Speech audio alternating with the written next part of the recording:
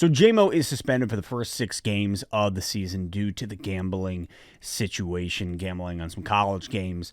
And with that being said, this week, Calvin Johnson was actually at OTAs. He gave some advice to Jamo, very standard advice, about moving forward and just, you're going to have adversity in life. And so keep your eyes on the prize, move forward, and fight through the adversity.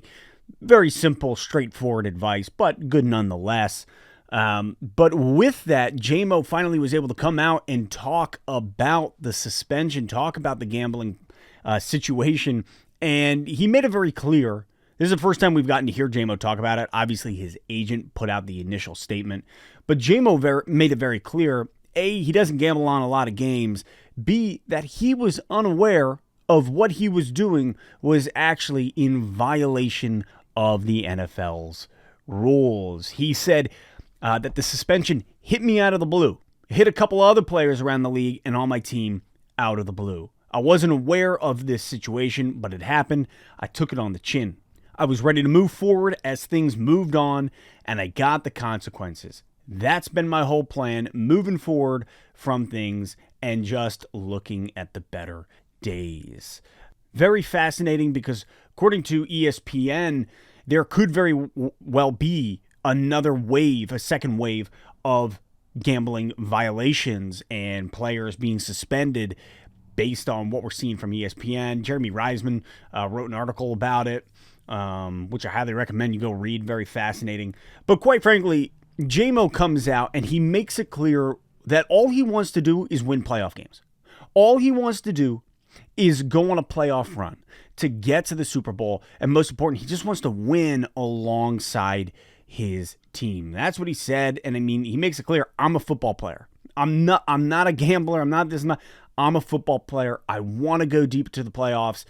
I'm learning from this situation. I was unaware of what I was doing was actually in the wrong. So it's very fascinating to be able to hear him come out and talk about it. We know that he's gone for the first 6 games, and Dan Campbell had a presser today, and Campbell made it very clear. He said, look, Jamo's not going to be there for the first 6 games, but he said he's miles ahead of where he was at this point last year. Last year, he didn't even get to participate in OTAs, training camp, nothing. We didn't see him until week like 13?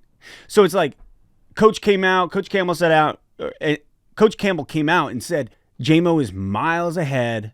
This time, the most important thing is getting him where he needs to be, accelerating him, because when he's not there, he's not there. And when he's back, he's back. And we want to put him in the best possible scenario, best possible situation for when he is back. So Jamo is focused. He's focused on what he's doing. He's in OTAs. He's practicing. He's getting where he needs to be so that when he is out on the field 7 games in, he is ready to go. That's what Coach said he's focused on. That's what Jamo said he's focused on. We know that's what Ben Johnson's focused on. And it was great hearing Coach talk about Jamo.